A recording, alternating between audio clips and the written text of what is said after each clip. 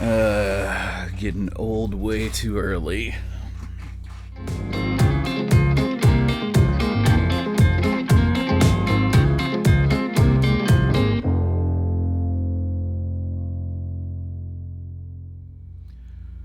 Hey guys, welcome back to Tabletop Glory. My name is Graham Johnson, and today we're going to be talking about the miniature in my profile picture. Now, for those of you guys who may not be familiar, as we will be changing the profile picture in 2023, the old profile picture is the miniature you see on screen.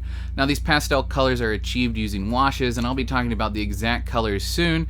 However, in today's video, we're actually going to be using a lot of contrast paints and doing the exact same techniques to get more vibrant colors. So I am going to warn you guys ahead of time, today's video is very airbrush eccentric, and if you don't have an airbrush, you can replicate these same results applying them similarly to a wash. However, you are going to get a lot of pooling, and the only way to really get a nice thin all over coat is applying them with an airbrush. So unfortunately, if you don't have an airbrush, today's video is going to probably be pretty hard for you to replicate, and I apologize for that.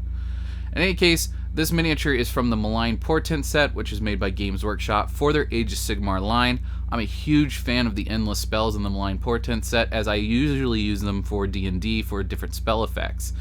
And I say I usually use them for D&D because I actually haven't gotten a chance to play any Age of Sigmar yet, even though I had a box set on day one of launch and have more Age of Sigmar models in my miniature collection than probably anything else. Should probably change that at some point soon. But in any case, we're going to go ahead and break down exactly how I did it back in the day. So if you want to get that same pastel effect that I got in my original miniature, you will be able to get that. Or if you really like the technique that we do today with the contrast paints, you're going to be able to achieve that as well. And we're also going to be talking about how to break down these effects and apply them to flame effects so that no matter what colors you're painting on something like this miniature, you'll still get very vibrant, really nice results. In any case, let's continue on with today's video. Taking inspiration from Slapchop, we're going to be starting out with Vallejo's Metal Color Airbrush line. We're going to be using specifically Gunmetal Gray. We're then going to be following that up with some paints from Army Painter, but honestly you can just use any dark gunmetal type color and highlight all the way up through silver. Now I'm going to be using from Army Painter Gunmetal, Plate Mail Metal, and Shining Silver. Now we're basically building this up as a zenithal highlight, and we're just following along the exact same way that you would do Slapchop or Slapchop 2.0 if you watch Ninjon. Basically, we're just trying to build up those colors in a way that is going to give us a nice deep gradient from our dark colors all the way up to our brightest highlights, and that's going to really help these colors pop, especially considering that we're using translucent paints like washes and contrast paints. Okay, now whether you like the more pastel original one or the more vibrant colored one, doesn't really matter. The pastel one is done with washes and the vibrant one is done with contrast paints. Now, I've hopefully adjusted the white balance in a way where we're not going to really have to worry about the screen flashing like it does sometimes. So, here we go. A lot of times when we talk about heated metal, we talk about starting with a gold-like color, a straw-like color. I like to use Retributor Armor as it's pretty dang close. Sometimes you might want to put a little bit of a yellow wash on top of it just to make it pop, but in this case we don't. We can just apply it directly as is, and we want to apply it to roughly 1/3 and a middle stripe, basically right up over the top, and then we're going to work our way toward the head. Now if you wanted more realistic colors, I would recommend doing your blues and that sort of color toward the front, as the hottest point might be where the face is, therefore blue being the hottest point on fire, yada yada yada. But in this case I wanted to have a nice dark front and a dark maw, so we're going to actually skip our orange color for now, which is our transition away from yellow, and we're going to go straight into our reds. Now if you want the pastel look, you're going to be using Karaberg Crimson. If you want the more vibrant look, you're going to be using Blood Angel Red Contrast. Once you have applied that over the miniature, and we're going over the whole front and a little bit of bleed over to the yellow, now we're going to come back in and we're going to redefine our orange. Now you can use Fugan Orange for your more pastel look, and for the more vibrant color we're actually going to be staying away from the orange contrast paint, and we're going to be using Yeander and Yellow contrast paint. This on top of the yellow mixed with or I say on top of the yellow, on top of the Retributor armor, and mixed with the red that we have already applied, does a really beautiful job at creating a vibrant orange that fades beautifully into that Blood Angel red.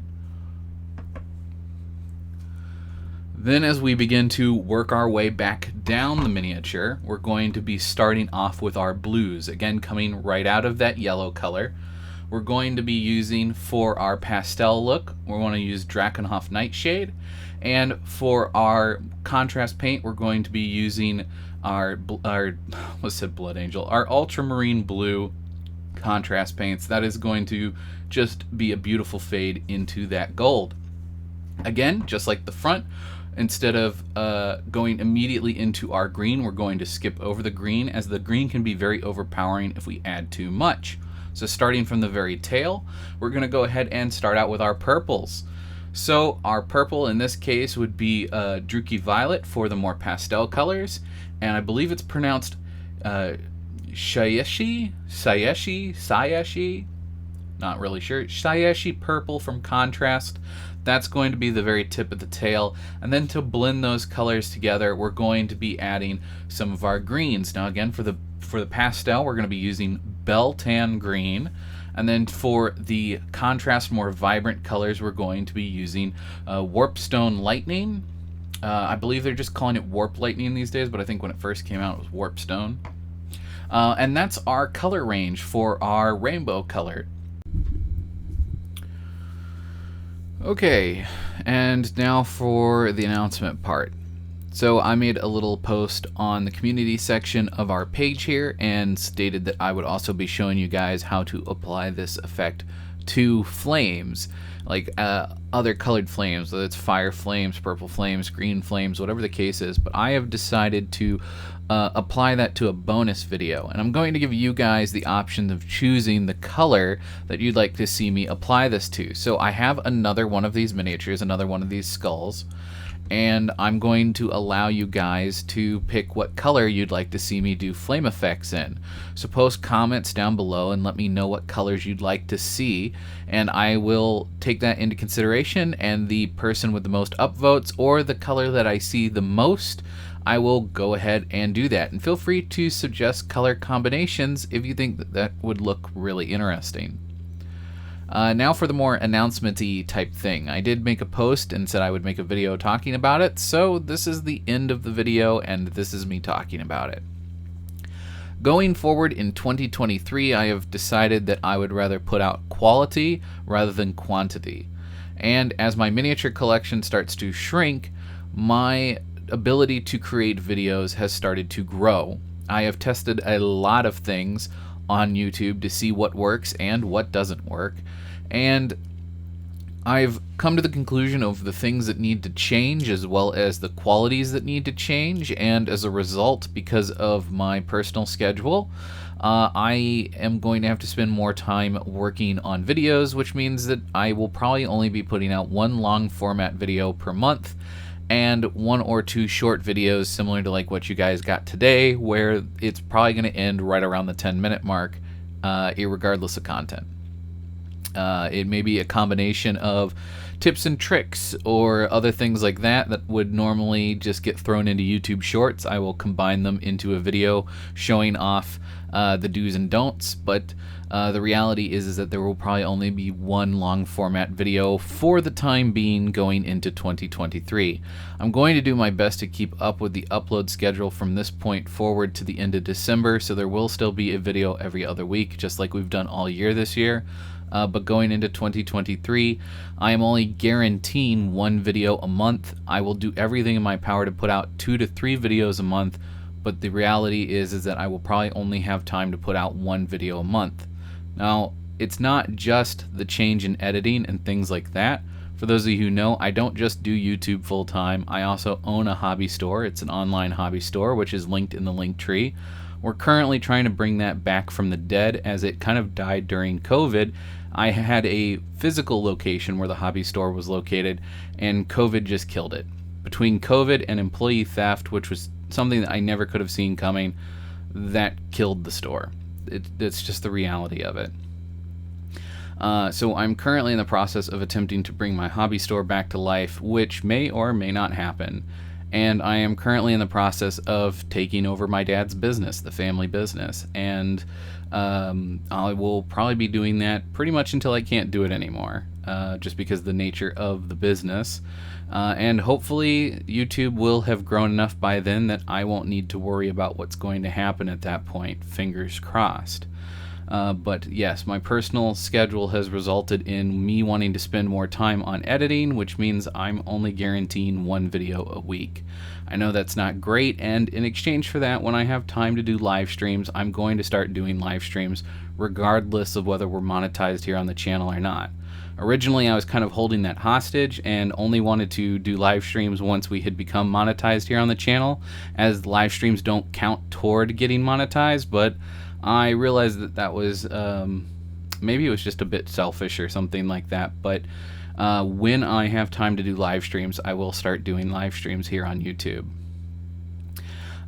Going forward, I have some competitions planned, as well as some competitions I'll be entering, but I'm also going to be doing some giveaways. And I can't really announce anything about that yet, as I'm still finalizing a few things, but they're related to milestones in the channel's history, and we should be hitting 2 or 3 of those next year as long as things continue on the same path that we have been.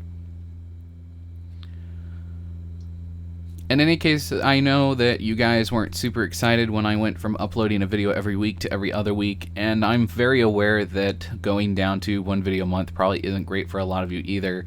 However, it is just the nature of the beast currently. But in any case, I will be uploading as much additional content, whether it be YouTube short video formats, or doing live streams. I'm going to try to at least give you a variety of content coming out of this channel, even if it only means that 1 full video a month is coming out.